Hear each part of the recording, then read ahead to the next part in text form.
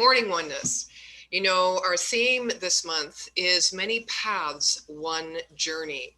And we come to this today through the idea of the power and presence of love. First, I'd like to acknowledge that we are on the sacred traditional territory of the Piscataway and are heart grateful. You know, Dr. Ernest Holmes quoted these words on love. He said, "Love is the central flame of the universe, nay, the very flame itself. Love is an essence, an atmosphere which defies analysis and does life in its way itself too. It is that which is and cannot be explained. The essence of love, while elusive, he says, pervades everything.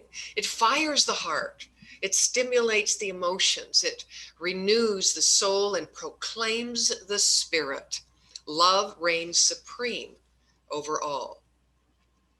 The title of today's message is Heart to Heart on Common Ground, a ground that could find its meaning in the soul's hunger to love and be loved, and in the idea that love is the creative universal impulse from which all things are inspired. Ricky Byers, "Pour your love in me." She sang it so well.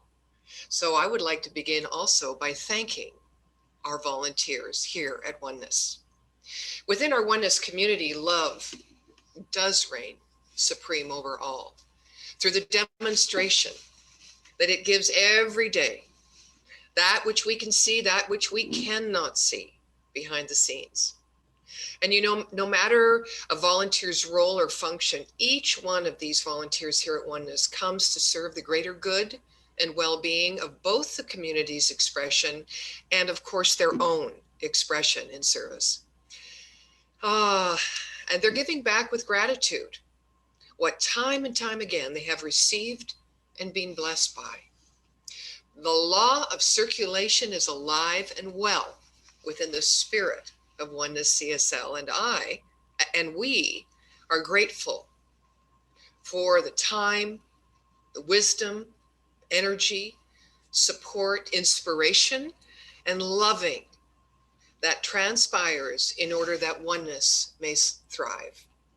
So please, each of you know and feel the depth of gratitude coming your way right this very moment, as we all share our deep regard and love for your intentions and the fruits from your labor of love. So what is this one journey that we refer to in the theme? What is this one journey we're all on that opens the door to our common ground? Well, I'm with Dr. Ernest Holmes. I think it's our freedom to discover our true nature as love, and the practice of being love in our perceptions, decisions, words, and actions in all our relationship opportunities. You know, all of us are on diverse and different points on this continuum of sensitivity, but we're never static. We're always on the move as we grow and as we learn both from our experience and from our coming home, you know, our recentering back to the accessing and application of the power for good that resides in us equally. So I often contemplate this question, knowing that love is the creative impulsion of spirit and is spontaneous. How is it that our experience of loving and being loved is more often conditioned than spontaneous? Well, you're all probably thinking what I am. You know, we create our outer experiences through our perceptions. Our perceptions are the lens through which our core belief patterns are engaging the law of correspondence and attraction. Well, the law of mind and action takes the imprint of our dominant belief patterns, which is our mental atmosphere, or where our mind focuses the most with deep feelings of emotional desire attached, and creates for us an experience or a result that matches it. I want to take a moment and read to you something from Dr. Ernest Holmes in the Science of Mind text, page 180. He says, the greatest good that can come to anyone is the forming within him of an absolute certainty of himself and of his relationship to the universe, forever removing the sense of heaven as being outside of himself. Now, such an understanding, he says, teaches us that there can never come a time when we shall stop progressing, that age is an illusion, that limitation is a mistake, that unhappiness is ignorance. This understanding will rob man of his loneliness and give him a sense of security, which knows no fear, a peace without which no life can be happy, a poise which is founded on this peace, and a power which is the result to the union of peace with poise. So inherently, we are born free to think for ourselves and make independent choices, which naturally positions us to question other ideas and other people. So this can bring us into a dynamic of conflicting ideas and the need to remain independent rather than see the value of becoming interdependent, heart to heart on common ground with that other. Now, there are many ways that our growing perception of ourselves and therefore the world play out as resistance or conflict. For instance, individual versus self, individual versus the other, individual versus society, nature, the supernatural. You know, in literature, conflicts are written as either internal or external. For example, an internal or psychological conflict arises as soon as a character experiences two opposite emotions or desires, usually virtue or vice, or good and evil inside him or her. This disagreement causes a character to suffer mental agony. Internal conflict develops a unique tension in a storyline marked by a lack of action. Now, external conflict, on the other hand, is marked by a characteristic involvement of an action wherein a character finds himself in struggle with those outside forces that hamper his progress. The most common type of an external conflict is where a protagonist fights back against the antagonist's tactics that impede his or her advancement. But we all know there's a function of conflict. Both internal and external conflicts are essential elements of a storyline, our storyline. It is essential for us as the writer, director, and actor of our own script, our story, to introduce and develop conflict, internal or external or both, in order to achieve a story goal. What is that story goal? Freedom through love. Now, conflict, resistance, is all a part of the discovery of love, but not always set up with loving intention or with the intention to experience love. And although we remain ever hopeful that love will finally come knocking on our door in a way that we envision, we're not always remaining ever faithful to build our capacity to lean into and live from love's presence, as both Io and Kara and Jenna, Reverend Jenna, were speaking about. Instead, we can, through many seemingly failed attempts or experiences, take away the feeling that love is lacking. And instead, then we set up roadblocks to keep us away from any further hurt or expectation or disappointment. Now, what we really know is that natural resistance is necessary to expand life into its potential and asks us to remain open and have faith. However, every time we sit in judgment of ourself or another, boundaries seem to arise, which are maintained by our fear and our separation from the experience of giving and receiving love is enforced. So my thought today is, what if instead of living in our past and calling it the present with boundaries, we intend to ground ourselves in and as love, remaining the energy of love in our communications. After all, what is a boundary? It separates us from, and therefore protects us from, an unwanted external force, energy, interaction, from the ideas or actions of the other. But if there truly is only one person in the room and our thoughts create our perceptions, behaviors, and actions, then what we give out, we get back through a reciprocal universe. And we really do want all the good feelings we associate with loving and being loved. Then how are boundaries serving us again? I don't understand. I always ask myself that question. So if we make time for ourselves, nurture ourselves, honor and respect ourselves, then we will attract like energy.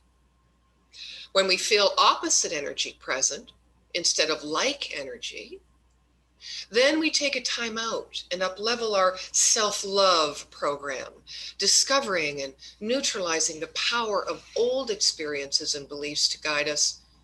Then continue to practice being love. This will help us to eventually take ownership of our own motivation and intention in relationship. And bit by bit, our expectation of getting our needs met by another, and therefore our attachment to our not desired but expected outcome, will also dissolve. We must lose the self through undefended love to find out who we are, creating this rightful, delightful existence.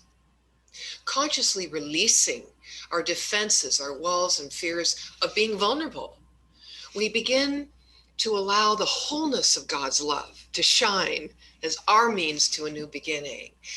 Can we find an opening in the conversation in our own mind, in the conversation we have with others, to move heart to heart on a common ground?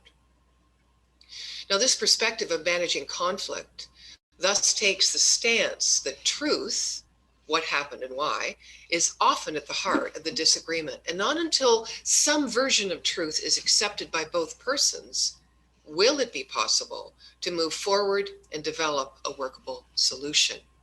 Now, this might include apologies, forgiveness, and acceptance of what transpired as might be necessary. I, for one, love Byron Katie's work. I'm sure most of you are familiar with it. And she asks 4 questions of us when we're in an impasse, what seems to be an impasse in conflict with another or with ourselves. Her first question is it true? You just say yes or no. If you say no, it's not true, then you go right to the place of you say, well, how do you react? What happens when you believe that thought? If you say, yes, it is true, then she asks you, can you absolutely know that it's true? And most people at that point will say, no, I can't absolutely know that it's true, because right away we're having to open up to involve the other person's perspective, and we can't know that perspective. The 4th question she asks is, who would you be without the thought? Basically, whether you say, yes, it's true, or no, I can't know if it's absolutely true. Either one, who would you be without that particular thought? Really, really important. So I'm going to ask you to join me in a visualization. I'd like you to think just for a moment of a difficult time in your past or present, and who was it with? So just bring that person, please, into your mind's eye in front of you. And I'm going to ask you, what did you not get from them that you wanted? Could you have given it to yourself? Thank you. It is in trying to get our needs met outside of ourselves that we give our power away instead of being an open vessel for Spirit's loving presence and power. Do you remember the way you felt about yourself when you first fell in love? This is the way each of us can feel about ourselves for all time. Fresh, passionate, full of joy, and unabashedly optimistic. You know, a warm, welcoming spirit to all of life. This is our natural state of being as love, spontaneous and open to life. We cannot find that opening in a conversation with ourselves or another. When we recoil and suffer, our mask becomes more noticeable to us, to others, and we find it increasingly hard to let our guard down and be our authentic self.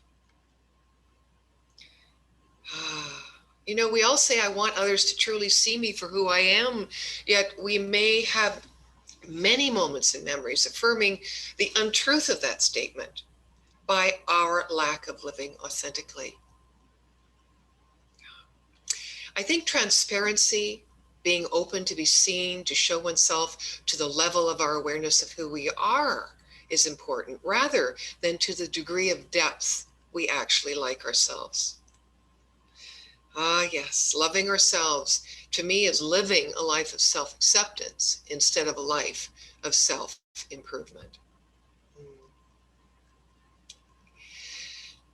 So today, in this wonderful, complex, curious, colorful pot of love we all swim in like fish in water, we must foster a love affair with freedom itself, which means come to rely upon the miracle of infinite creative intelligence, always advocating for the fullest expression of its own nature, its goodness, by means of us. This is not a transcendent freedom, but the natural freedom you feel within yourself right now, just as you are. The lessons we learned from the wild become the etiquette of freedom. Love is who we are, always right where we are, the central flame of our universe. So let us meet together heart to heart on common ground and affirm the belief that there is only one power and presence. The wild requires that we learn the terrain. Nod to all the plants and the animals and the birds, for the streams, and cross the ridges and tell a good story when we get back home. So join me in affirming that the light, the love, the warmth, the kindness, the compassion and passion of love is present always. As I open to receive the love of Spirit, so too do I open to give of my love and set the law in motion to return love once again, which I gratefully and wholeheartedly receive again. And so it is. Amen.